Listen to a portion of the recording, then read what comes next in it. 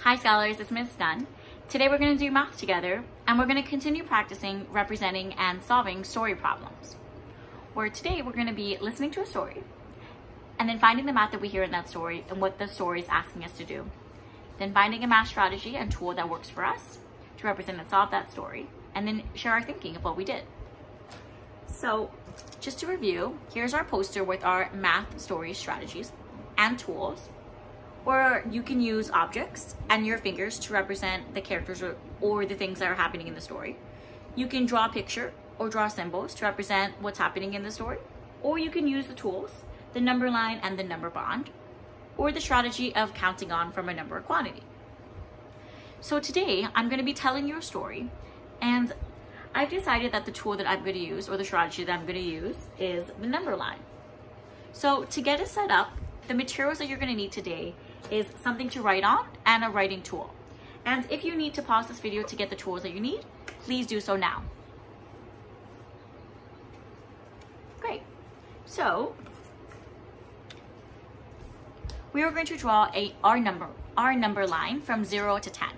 So first we're going to start by making a long straight line across your paper. We're going to start at 0, so I'm just going to make a little line and write that 0 underneath it. We're going to do our very best to make sure that we're making our little lines with the same spacing between them. But if you make a mistake, don't worry about it. So starting at 0, I make a little line. I write the number right underneath that line.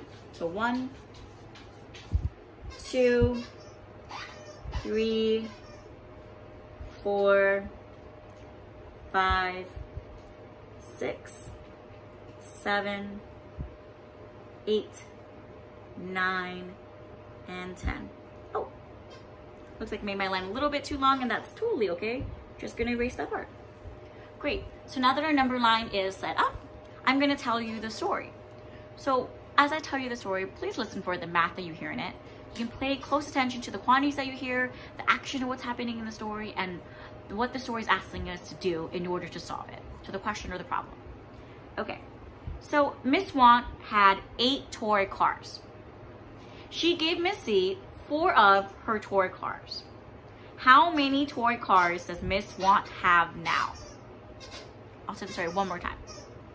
Miss Want had 8 toy cars. She gave Miss C 4 of her toy cars. How many cars does Miss Want have now?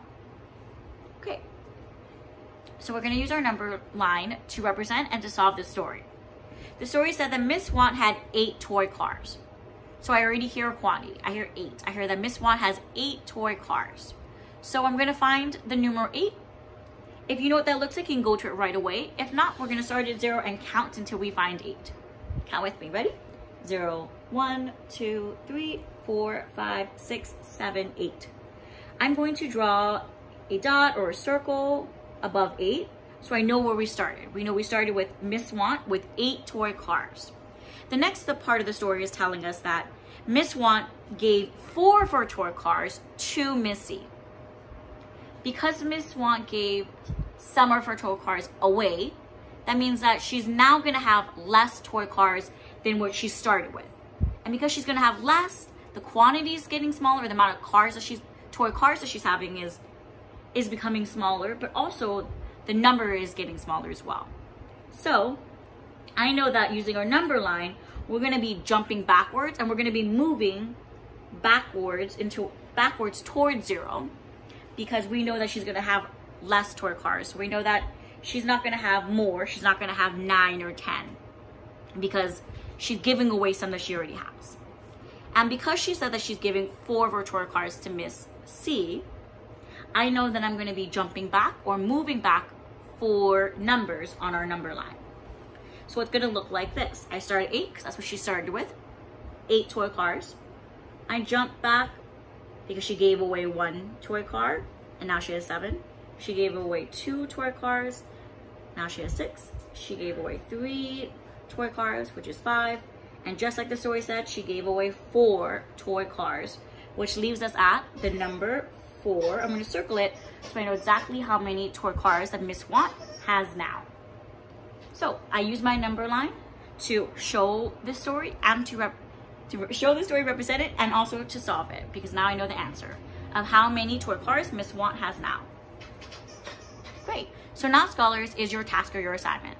I'm going to be sharing with you two stories. One story is going to have a quantity that's smaller, and one story is going to have a quantity that's larger.